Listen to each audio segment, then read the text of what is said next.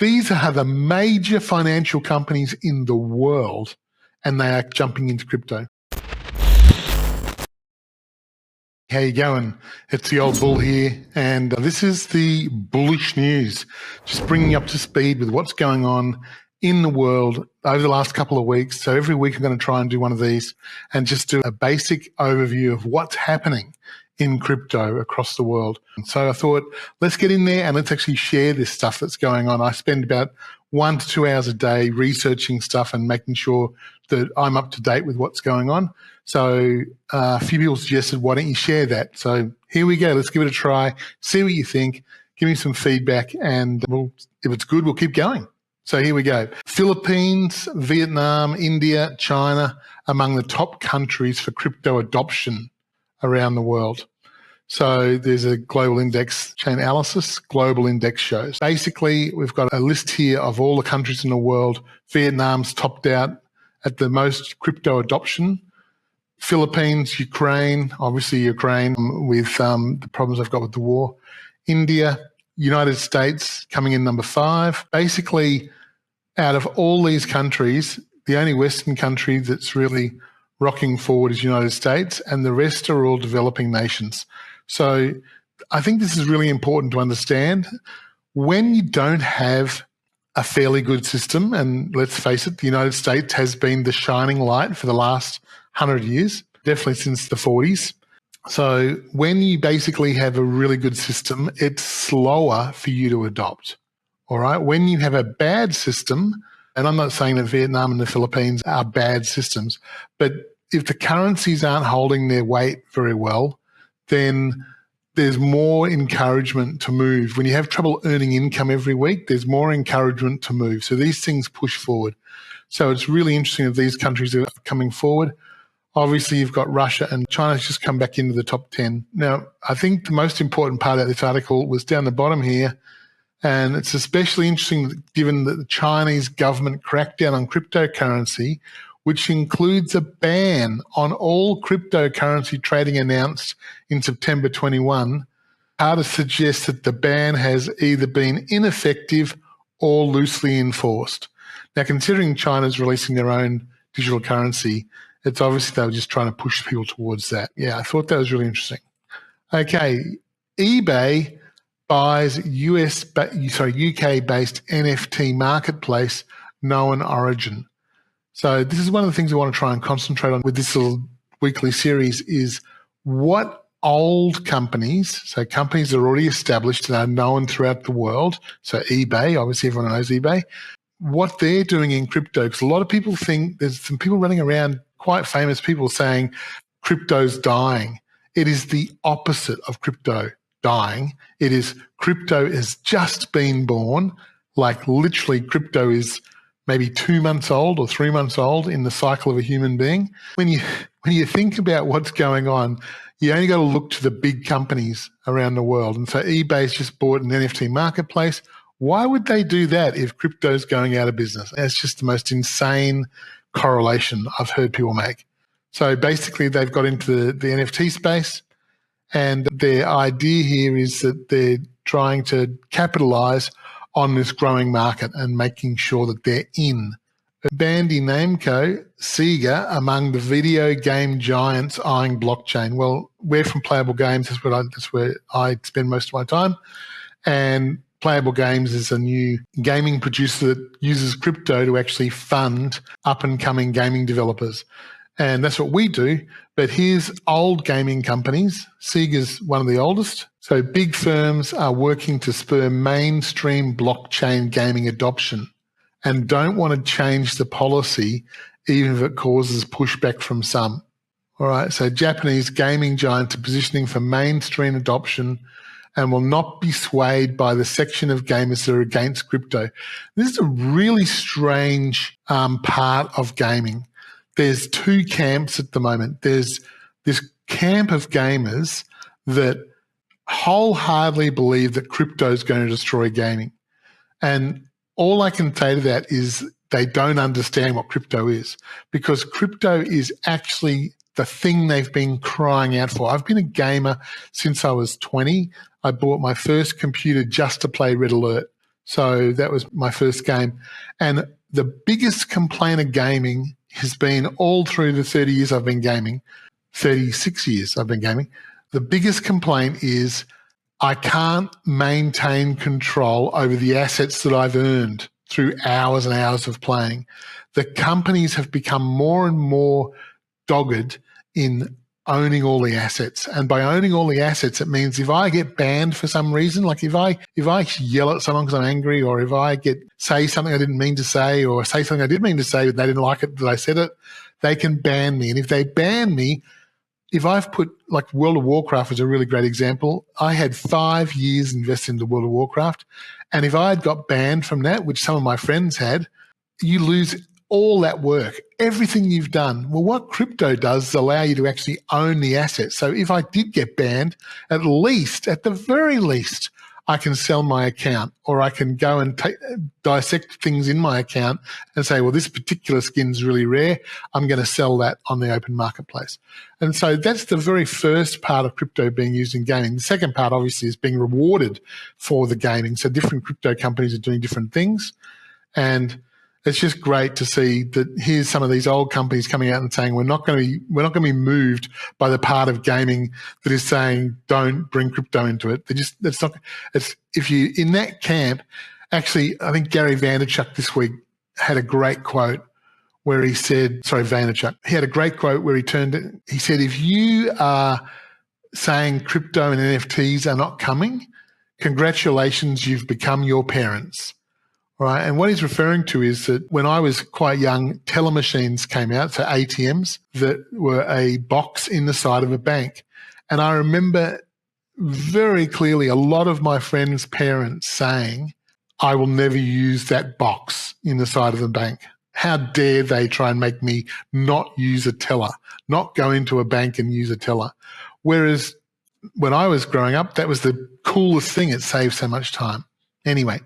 If you don't know who Bandai Namco is, they developed such titles as Tekken, Pac-Man, and Sega's most famous title, Sonic the Hedgehog.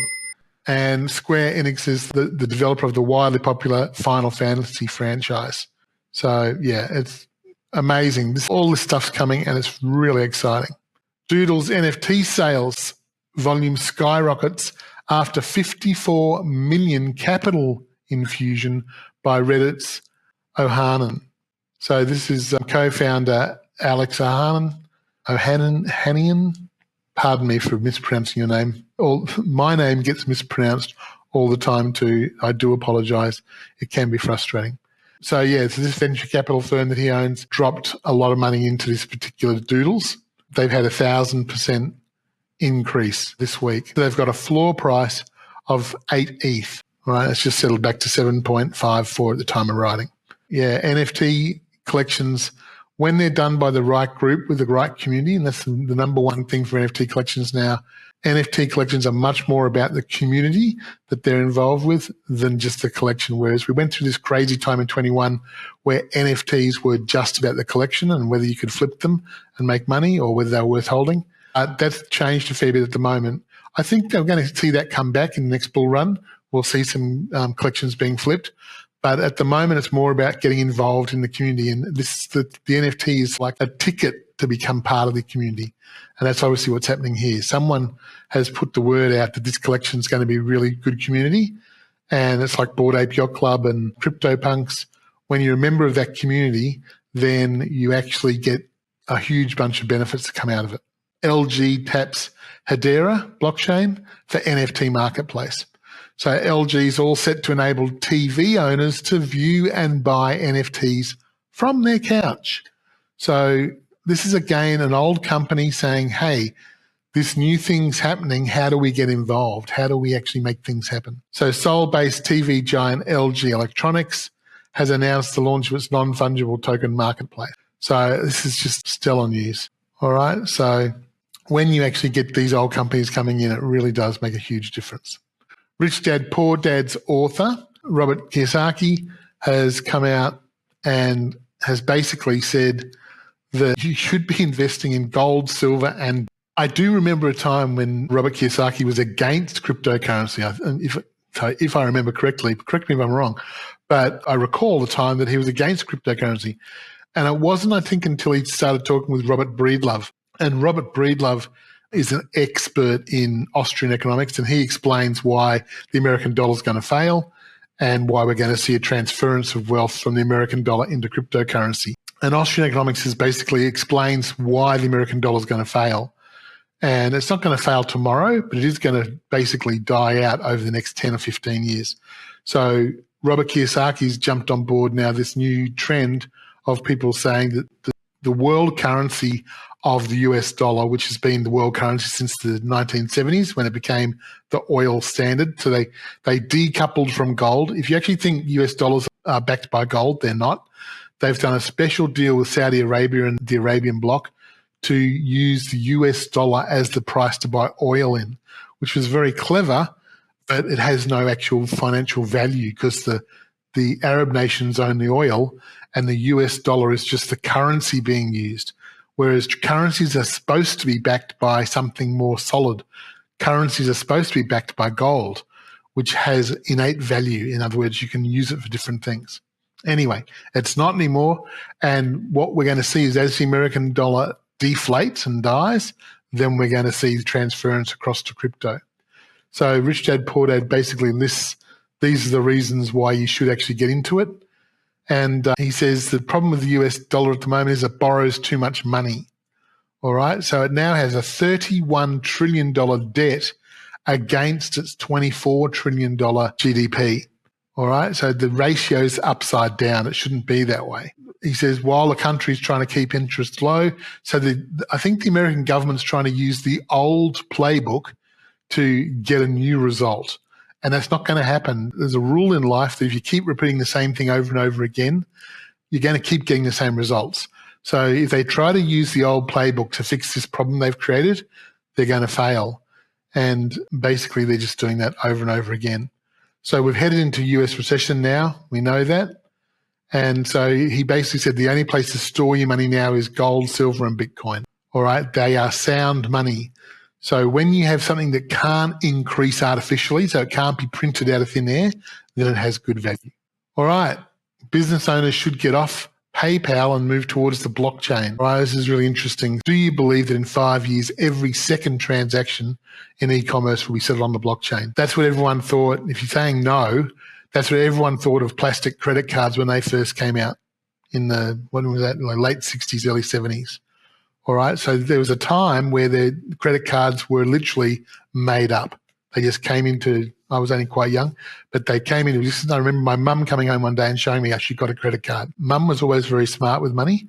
What she used to do is use her credit card all through the month and save her cash. And at the end of the month, she just pay off the credit card.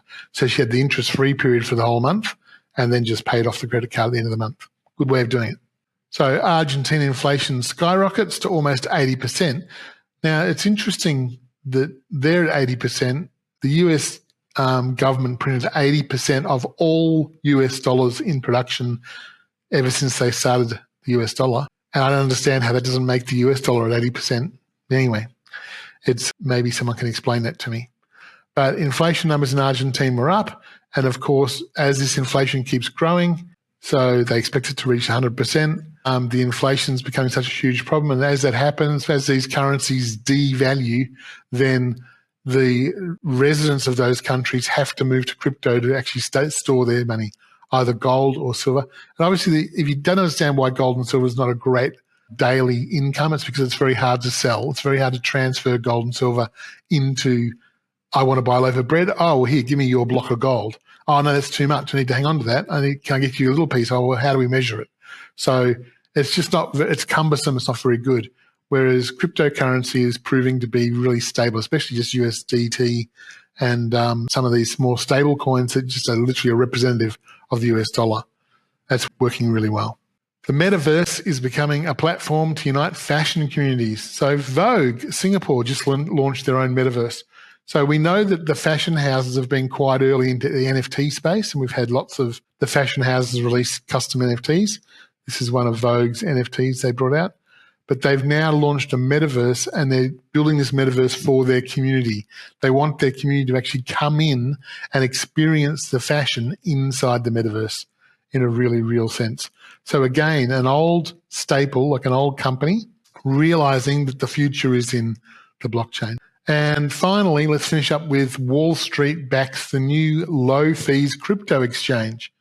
Who is this Wall Street, you say, backing the new exchange? It's a consortium of Wall Street broker and dealers. Let's read them out. Charles Schwab, all right, one of the largest brokers in the world, Citadel Securities, Fidelity Digital Assets, Paradigm, Sequoia Capital, and Virtue Financial. And there's more partners to be expected. Now, if I read something last week, if I remember correctly, BlackRock launched something similar. So these are the major financial companies in the world, and they are jumping into crypto. That's it for this week. I'm going to try and do this every week. Give me some feedback below. If you like it, tell me. If you don't like it, if you hate the style, tell me. I'll try to adjust it to be more palatable, and we'll see if we can work something out. I'm the Old Bull. Stay tuned. Have a great week. Talk to you soon. Cheers.